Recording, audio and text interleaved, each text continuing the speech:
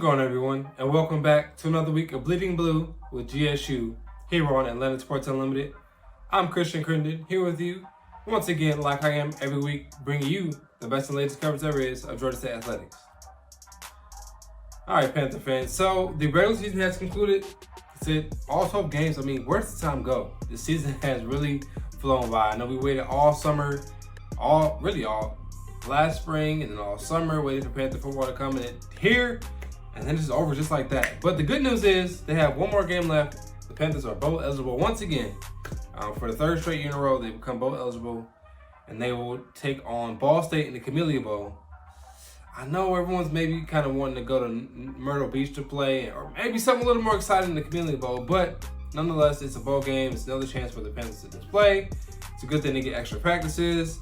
You know, it's going to help with recruiting, saying they got another bowl win. Maybe a little bit of money in there too. So, all in all, kind of a win for the Panthers. Now, this season though, was this season a success or a failure? It's a big question I have. We're going to answer that next. First, be sure to subscribe. You're going to watch this video on YouTube at Atlanta Sports Unlimited. See all of our great content when it comes out. We have all the content. We have Falcons content. We have Hawks content, Braves content. Pretty much anything Atlanta sports you want, we have it. So that's good. And if you like daily fantasy sports, we'll have the app for you.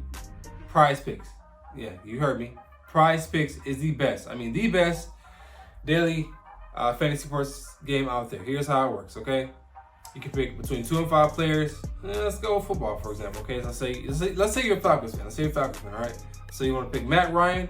Let's say his over-under is at, I don't know, maybe 250 passing yards per game, okay? Kyle Pitts, let's say his receptions are at 6.5. So you can take the over-under on those guys, or you can even take the fantasy score, whichever you fancy. All right, now you make a deposit. And here's the good news. Prize Picks, they're going to match your first entry 100% up to $100. I don't think you heard me. They're going to match your first entry 100% up to $100. You can't beat that, guys. You can't beat it. W money. Who doesn't like free money? I do. So if you don't, I don't know. I don't know what to do. I can't. But in order to get that, use code ASU. ASU. Now, I don't know what ASU stands for. I'm not smart enough to figure it out. Someone smarter than me came up with that code. So when you figure it out, drop a comment. Let me know what ASU stands for. All right. So was this season a success or a failure? To be TBD. Now, there were some good things and some really bad things about this season. Obviously, getting 7 wins is good. Obviously, making another bowl game is good. But we got to get to the point where just making a bowl game, just winning 7 games, isn't good enough if you want to take your program to the next level. That's why I'm saying that the bowl game is gonna tell a lot. It's gonna pretty much say what's seeing success or failure. Now, if you just want to stay a little rinky-dink program and middle of the pack Sunbelt school, well, fine. Be happy with 7 games and be happy with just making a bowl game every now and again. But you gotta demand more. You gotta expect more from your program if you want to get to the next level, which is why the bowl game is a must-win to get the 8 wins on the season, to get a second straight bowl victory, and build consistency.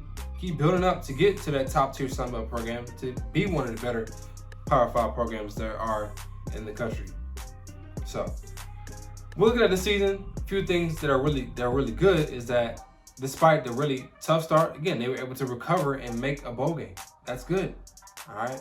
The defense, it was a really rocky start for both defense and offense. I mean, Army came in and dominated Georgia State, made them look bad, okay? So did going on the road in North Carolina. They had a chance to beat Auburn. They gave up a late touchdown drive, and they lost that game. So 3 disappointing losses, and then App State, which is your first, conference test, you lose that one too. But on the other hand, you beat Southern on the road in the tight one. You beat Coastal Carolina for the first win against a ranked opponent in program history on the road. Very good. Came close to beat Louisiana, but we got to get to the point where just being there and being close is not good enough. And then they ended the season with a few wins in a row to get to 7 wins. So all good things. Offensively, they lost their way at the start of the season. They weren't running the ball effectively. They weren't running the ball like they should have. But then they got things rolling. They got Jam Williams going. They got Tucker Gregg going. Those 2 guys helped the Panthers average well over 200 yards per game on the ground, ranked top 15 in the country on the ground. Pretty good. All right, so the Panthers, the quarterback position seems to maybe have been solved, but we were in this spot last year.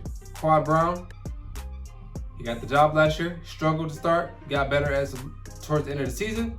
I would know it was a COVID year, but he got better towards the end of the season. He won the ball game. He won the job out of spring and fall camp. Struggled the first few games. They went to Darren Granger.